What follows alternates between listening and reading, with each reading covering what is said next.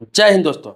कुछ लोगों का सवाल आया है कि पैन कार्ड की कितनी वैलिडिटी होती है। वैलिडिटी को लेकर सवाल आया है और इससे संबंधित बहुत सारे सवाल होते हैं, जैसे फोटो चेंज को लेकर, सिग्नेचर चेंज को लेकर बहुत लोगों को पसंद नहीं आता है, या फिर सिग्नेचर चेंज हो जाता है, या फिर फोटो पुराने हो जाते हैं उसको चेंज करना है, या फिर बहुत सारी चीजें हैं जैसे कि डेट ऑफ बर्थ हो गया उसे चेंज करना है, फादर्स नेम में कोई बदलाव हो गया हुआ है, या फिर स्पेलिंग मिस्टेक कुछ हो गया हुआ है। बहुत तरह के सवाल होते हैं, लेकिन मेन खास तौर पर एक चीज है जो कोई नहीं जानता है कि पैन कार्ड का वैलिडिटी कितनी है। तो ये सारी चीजों को बताते हुए वैलिडिटी के बारे में भी बताऊंगा। पूरे वीडियो में आप बने रहेंगे। ये मात्र बिल्कुल छोटा सा वीडियो बना रहा हूँ, कम समय का वीडियो बना रहा हूँ। आगे बढ़ने से पहले रिक्वेस्ट करूंगा वीडियो को आप लाइक कर देंगे, और फिर भी मन में सवाल कोई प्रश्न रह जाएगा तो आप कमेंट बॉक्स में लिखेंगे, आपके टॉपिक पर भी वीडियो जरूर बनाऊंगा, चाहे कोई भी टॉपिक है, जरूरी नहीं कि इसी से संबंधित।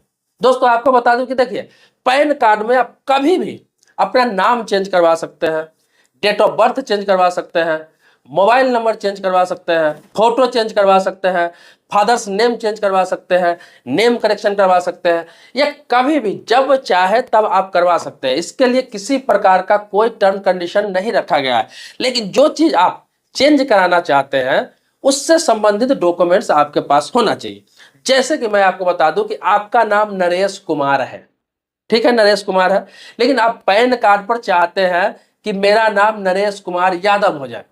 तो ये एग्जांपल के तौर पे बता रहा हूं। तो नाम आपने चेंज किया, बाद में चाहते हैं पैन कार्ड पर हो जाए, तो पैन कार्ड पे आपको चेंज कराने के लिए इससे संबंधित एक डॉक्यूमेंट्स होना चाहिए कि आपको नरेश कुमार यादव करना है नरेश कुमार से। तो नरेश कुमार यादव का कोई डॉक्यूमेंट्स इस नाम का आपके पास कोई है कि नहीं। तो इसके लिए क्या है कि आपको सबसे पहले आधार कार्ड में अपना नाम चेंज कराना पड़ेगा।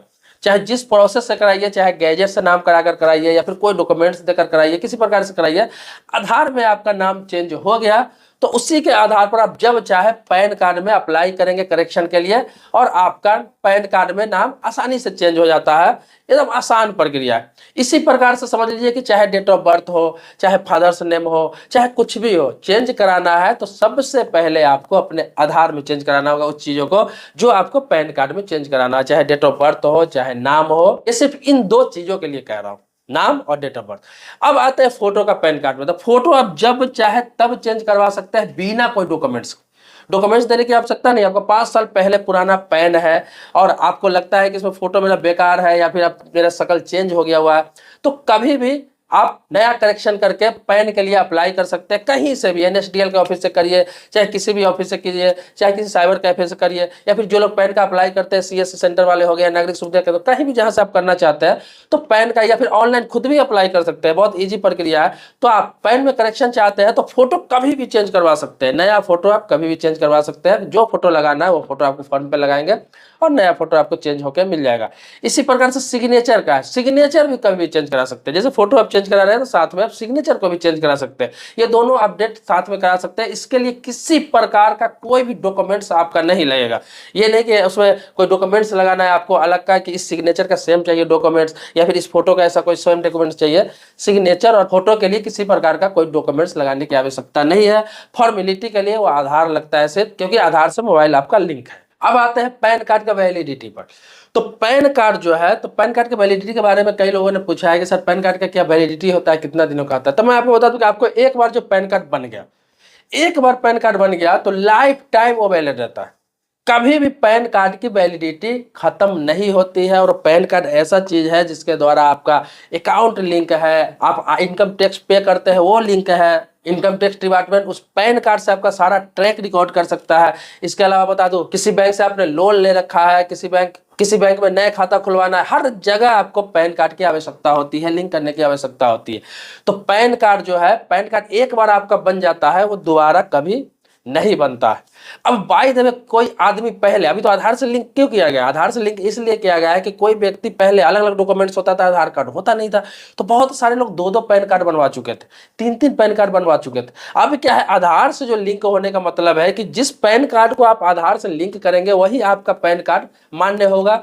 जो आधार कार्ड से लिंक नहीं था, जो करोड़ों की संख्या में पैन कार्ड था, जिसको पिछले साल ही बंद कर दिया गया आयकर डिपार्टमेंट की तरफ से, उसे रद्द कर दिया गया, उसे फर्जी माना गया। हालांकि बहुत सारे लोगों पर कार्रवाई भी हुई जो इसका गलत उपयोग कर रहे थे। तो पैन कार्ड कभी भी दोबारा आप ना बनवाए, वही पैन कार्ड आपका लाइफ टाइम रहता है। पैन कार्ड अगर खो गया तो आप दोबारा उस पैन कार्ड को निकाल सकते हैं। पैन कार्ड का नंबर आपके पास रहेगा या फिर कोई जीरोक्स कॉपी है तो उस नंबर के आधार पर दोबारा निकलवा सकते हैं। बाय द वे आपके पास नंबर भी नहीं है, पैन कार्ड खो गया, कोई डॉक्यूमेंट्स ही नहीं, कुछ पता ही नहीं कि मेरा पैन नंबर क्या है, तो भी आप अपने डेट ऑफ बर्थ, नाम, फादर्स नेम के माध्यम से पैन नंबर आपका निकल जाता है। लेकिन इसमें ये होता है कि आपके पास मोबाइल नंबर होना चाहिए या फिर ईमेल आईडी होना चाहिए।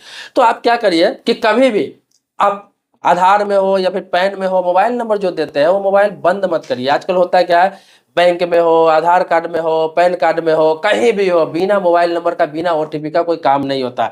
तो इसीलिए मोबाइल नंबर जो बार बार चेंज जो लोग करते हैं उनके लिए कह रहा हूँ कि मोबाइल नंबर अपना चेंज कभी भी ना करें, क्योंकि मोबाइल नंबर जो है वो आपका आइडेंटिटी है, आज के डेट में पहचान है।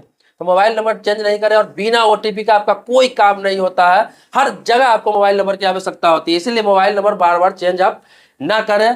क्योंकि कोई चीज खो भी गया है, कोई डॉक्यूमेंट्स खो भी गया है, आपके पास कोई चीज का प्रूफ नहीं है, तो सिर्फ मोबाइल नंबर के आधार पर उस डॉक्यूमेंट्स को दोबारा निकाला जा सकता है। इसी प्रकार पैन में भी है। पहले क्या था कि एक व्यक्ति 2 पैन बनवा लेता था, इस पर जुर्माना भी रखा गया था कि कोई भी व्यक्ति दोबारा पैन बनवाता है, दोबारा पैन कार्ड बनवाता है, तो उसे क्या है कि उसे 10,000 रुपया का जुर्माना था। 10,000 रुपया का जुर्माना था। दोबारा दूसरा पैन कार्ड वो रखता है, पाया गया, पकड़ाया है, फिर बनवा। अब क्या है, अब तो आधार से लिंक कर दिया गया है, तो अब तो एक व्यक्ति 2 पैन कार्ड बनवा ही नहीं सकता। बनवा भी लिया होगा पहले तो अब इस्तेमाल नहीं कर सकता है, क्योंकि एक यूज में होगा जो आधार कार्ड से लिंक होगा, एक ऑटोमेटिक रद्द हो गया होगा। लेकिन अभी भी जो व्यक्ति कोशिश करता है, अब तो अगर आप दोबारा अप्लाई भी कर देते हैं गलती से पैन कार्ड बनवाने के लिए, आपके पास पैन कार्ड है फिर भी अप्लाई कर देते हैं दोबारा नया पैन कार्ड के लिए, तो आप पर 10,000 रुपये की पेनाल्टी मतलब जुर्माना लगा दिया जाएगा। क्योंकि आपके पास पैन कार्ड ऑलरेडी है, अगर वो खो गया है, नहीं है, तो दूसरा पैन बनवाना नहीं है, उसी पैन को दोबारा निकलवाना।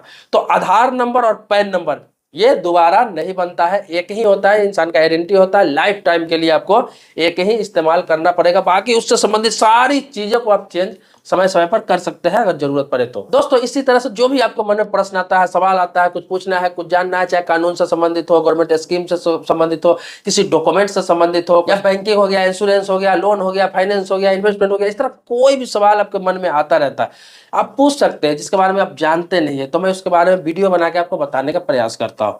दोस्तों मेरे सब्सक्राइबर अभी तक नहीं है तो सब्सक्राइब कर लीजिए, लेकिन पुराने सब्सक्राइबर है तो इसके लिए कोटि कोटि धन्यवाद देता हूँ, आभारी हूँ आपका। मिलते हैं नेक्स्ट वीडियो में एक नए मुद्दे के साथ, तब तक के लिए शुक्रिया, धन्यवाद, जय हिंद दोस्तों।